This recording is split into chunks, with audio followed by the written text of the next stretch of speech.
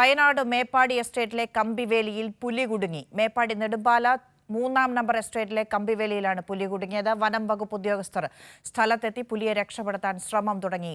ജോഷിലയാണ് വിവരങ്ങൾ നൽകാനുള്ളത്. ജോഷില, ഇതെപ്പോഴാണ് സംഭവിച്ചത്? ഈ വനം വകുപ്പ് ഉദ്യോഗസ്ഥരുടെ ശ്രമം എങ്ങനെ നടക്കുന്നു? അന്ന അല്പസമയം മുമ്പാണ് ഇത്തരത്തിൽ ഒരു വിവരം ലഭിച്ചിരിക്കുന്നത്. വയനാട് മേപ്പാടിയിലാണ് സംഭവം. നെടുമ്പാല 3-ാം നമ്പർ എസ്റ്റേറ്റിലെ കമ്പിവേലിയിൽ പുലി കുടുങ്ങി എന്നുള്ളതാണ് വിവരം. വനംവകുപ്പ് ഉദ്യോഗസ്ഥർ ഇപ്പോൾ സ്ഥലത്തെത്തിയിട്ടുണ്ട്. പുലിയെ രക്ഷപ്പെടുത്താനുള്ള ശ്രമം ആരംഭിച്ചു. പുലിയെ കാട്ടിലേക്ക് തന്നെ വിടാനുള്ള ശ്രമമായിരിക്കും പ്രാഥമികമായ ലക്ഷ്യം എന്ന് പറയുന്നത്. അത് തന്നെയായിരിക്കും.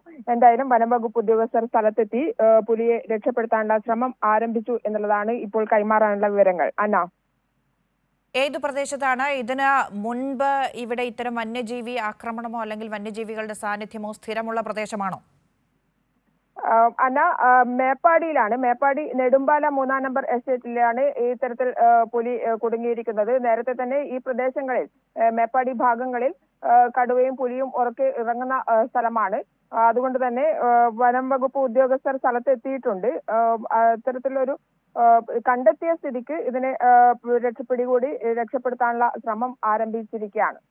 അന്ന, അതെ ജോഷില, രണ്ടു കാര്യങ്ങളാണ്. ഒന്ന്, ഈ പുലി രക്ഷപ്പെട്ടാൽ ജനവാസ മേഖലയിലേക്ക് ഇറങ്ങാതെ അത് സുരക്ഷ ഒരുക്കേണ്ടത് അത്യാവശ്യമാണ്. അതേപോലെ തന്നെ പുലിക്ക് മറ്റൊരു തരത്തിലുമുള്ള ബുദ്ധിമുട്ടുണ്ടാകാതെ അല്ലെങ്കിൽ ആരോഗ്യകരമായ പ്രശ്നങ്ങൾ ഉണ്ടാവാതെ ഈ പ്രശ്നത്തിന് പരിഹാരം ഉണ്ടാക്കണമെന്നതും വനം വകുപ്പ് ഉദ്യോഗസ്ഥരെ സംബന്ധിച്ചിടത്തോളം എത്രത്തോളം പ്രതിസന്ധി സൃഷ്ടിക്കുന്നുണ്ട്?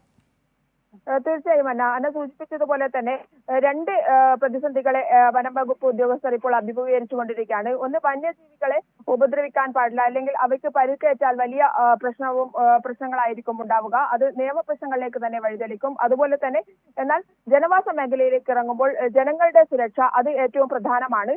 അതുകൊണ്ട് തന്നെ ഇത്തരത്തിൽ പുലിക്ക് വലിയ പ്രശ്നങ്ങളില്ലാതെ അല്ലെങ്കിൽ വന്യജീവികൾക്ക് വലിയ പ്രശ്നങ്ങളില്ലാതെ അതിനെ രക്ഷപ്പെടുത്താനുള്ള ശ്രമം തന്നെയായിരിക്കും വനപാലകർ നടത്തുക. അത് മാത്രമല്ല, അത്തരത്തിൽ ഒരു പ്രശ്നം ഉണ്ടായാൽ ആക്രമണ സാധ്യതയുള്ള ഒരു അതായത് ഇതിൽ കുടുങ്ങിയത് കൊണ്ട് തന്നെ ആക്രമണ സാധ്യത മുൻകൂട്ടി കാണേണ്ടതുണ്ട്.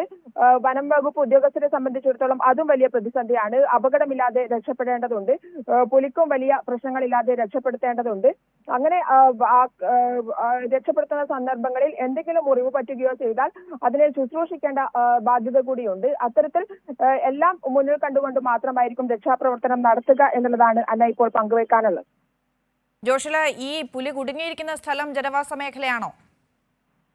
എസ്റ്റേറ്റ് ആണ്. എസ്റ്റേറ്റിന്റെ മറ്റു ഭാഗങ്ങൾ ജനവാസ മേഖലയാണ്. എസ്റ്റേറ്റുമായി ബന്ധപ്പെട്ട് അവിടെ തോട്ടം തൊഴിലാളികളും മറ്റുള്ള ആളുകളും വസിക്കുന്ന പ്രദേശം കൂടിയാണ് അതിന്റെ ഒരു ഭാഗം. അത്തരത്തിൽ ഒരു ജനവാസ മേഖലയിലേക്ക് ഇറങ്ങാനുള്ള സാധ്യതയുണ്ട് എന്നുള്ളത് മുൻകൂട്ടി കണ്ടുകൊണ്ട് തന്നെയാണ് ഇത്തരത്തിലുള്ള രക്ഷാപ്രവർത്തനങ്ങളെല്ലാം തന്നെ നടത്തുന്നത്. അന്ന